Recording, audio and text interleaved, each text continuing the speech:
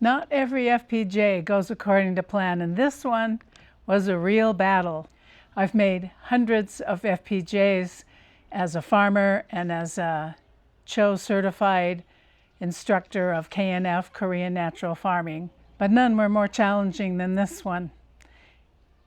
If you're new to KNF, Korean Natural Farming, FPJ stands for Fermented Plant Juice. It's a wild aerobic fermentation of plant material that acts as the active ingredient in weekly misting formulas to direct plant growth using the biochemistry in the plants, the hormones, enzymes, cofactors, that kind of thing. In this episode, I walk you through all these problems, how I overcame them or tried to. It's nice when things go well, but when they don't, that's when we truly learn something, and I learned a lot here.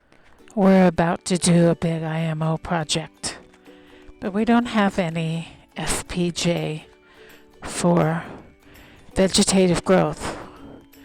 So I'm just looking around the yard to see if there's something that would be useful. It's October, we're into fall. Most things are shutting down, going to seed. There's some carrots.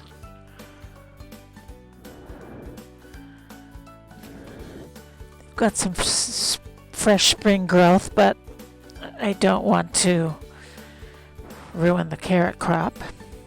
Here's some mint. That would be good to use in the spring, but it's already gone to seed, so it's in the wrong stage of growth and it's not going to give us the right biochemistry. We want vegetative growth biochemistry. This is crossover into reproductive stages, so even the leaf tips aren't going to give us what we want. Here's a section of the mint that gets even more sun, and you can see it's even got more flowers on it. So it's the wrong time of year to use this plant. I think it would be great in the spring. You can see from the property that there's not much here. It's well kept. There's fruit trees, nut trees, small garden that's just about finished. Let's take a closer look at this hedge. I'm not sure what plant it is.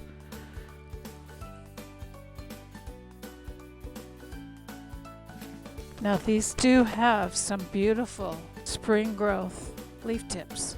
This may be the only thing we've got to use. This would work.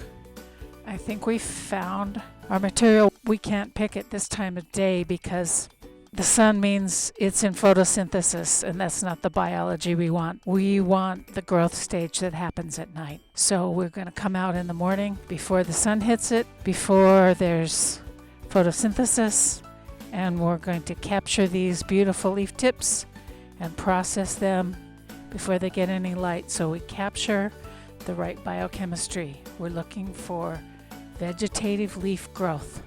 We're going to have to do our harvesting quickly. As I was standing here taking pictures, I started getting bit by ants. So yeah, it's always something. But I'm excited. We found a source for our vegetative growth FPJ. Yeah, I think those little nasties are fire ants. Ah! It's a beautiful morning. There's light, but no direct sun. We're picking fresh spring vegetative leaf growth.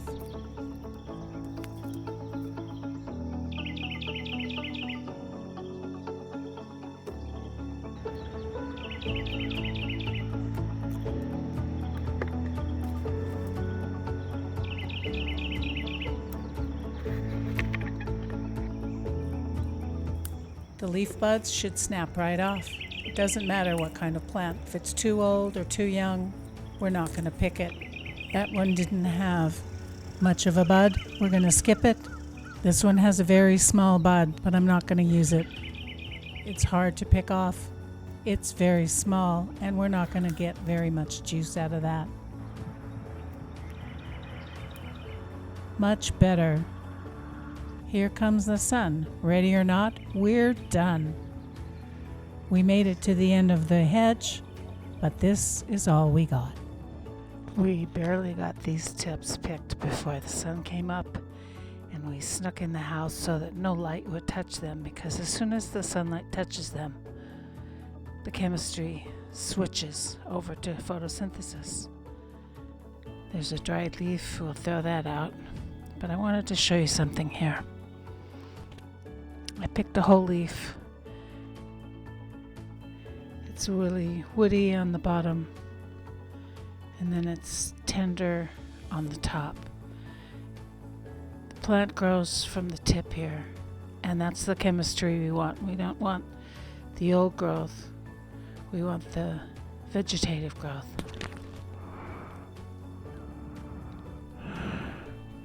I try to pick it down here. Doesn't break easily, so I go up. Still not breaking. I get the very tip.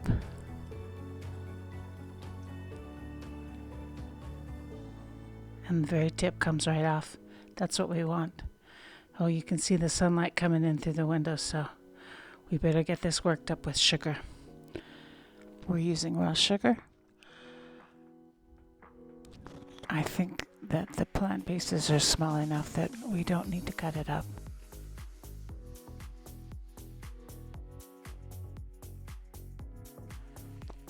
And you just want to massage the sugar into the leaves. It's already getting cold outside, so these leaves are a little stiff. I'm gonna have to warm them up with my hands. We had looked at the leaves about 4 or 5 days ago, and there were a lot more than there was today. A cold front's gonna come through and it's gonna freeze. So I had to do it today. I'm not used to having to deal with frost, so all of you that live in temperate zones, I have sympathy for you. The leaves are starting to warm up. They're getting softer. You don't want to crush them. I like to keep the leaves as intact as possible. The more intact your plant material, no matter which plant you're working with, the easier it is to get a clean serum at the end. If you have a lot of plant material in your liquid, that just degrades. It leads to putrefaction. It builds molds and other unsavories, and that's not what you want. You want a nice clean serum. Now see, the sugar is starting to adhere to the leaves. It's going to start pulling the liquid out.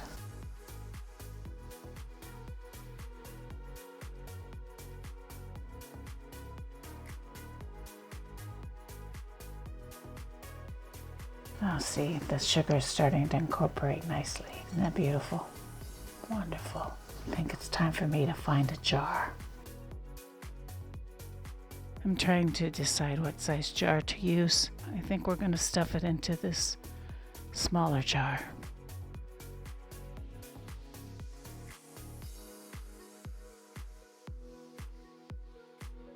We're going to layer it with a little bit of sugar.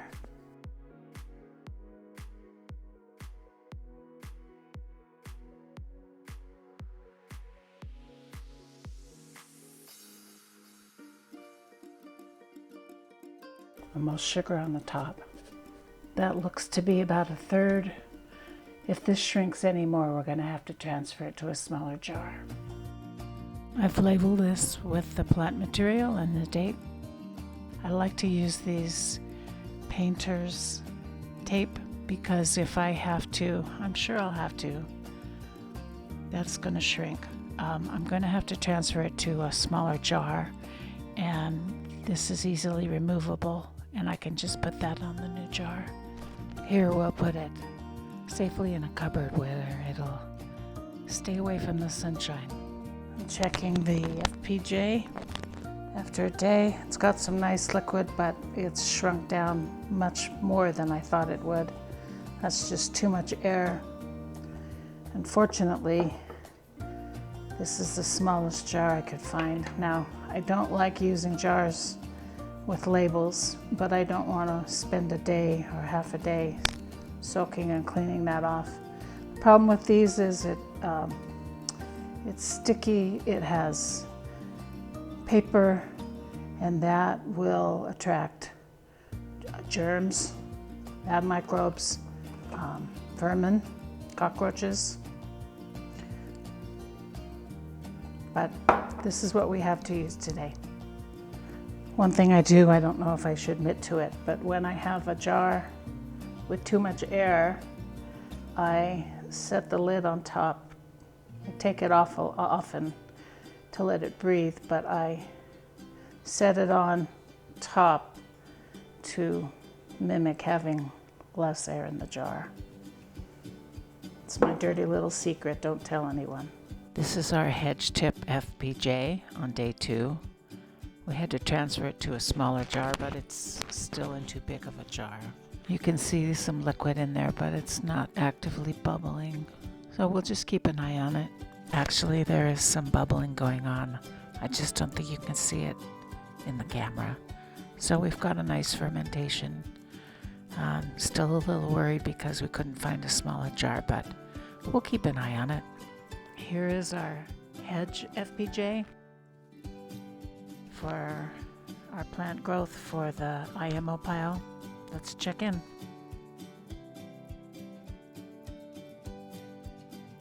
You can see how the leaves are getting dark on the top. That wasn't there this morning. It's looking really dry on the top. So it's time to filter this out. Let's go.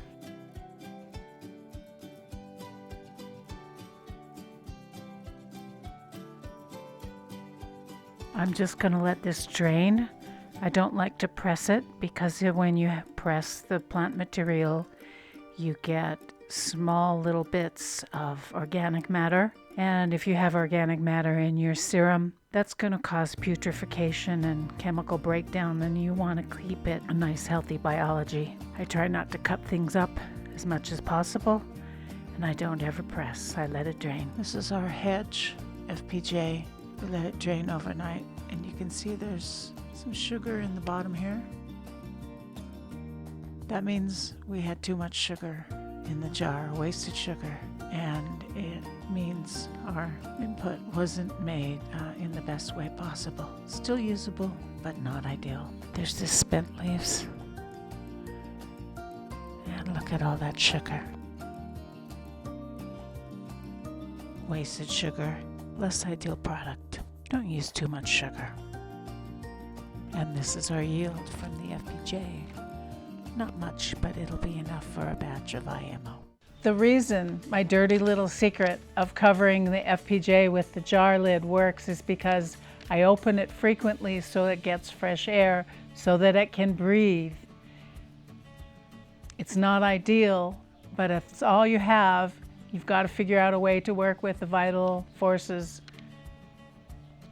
Air is one of those, and make it work. And I was able to make it work by keeping a close eye on it and venting it frequently. This FPJ was a real challenge. I had problems with finding the right material. There wasn't a lot on the property. Going out into the desert, I didn't find anything at all.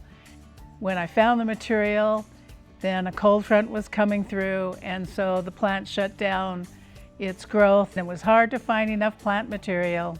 And then there were the fire ants. All the jars I had access to were too big, and I used too much sugar. Everything I did on this property was a challenge. Watch for more episodes in this playlist on challenges in the high desert. Peace.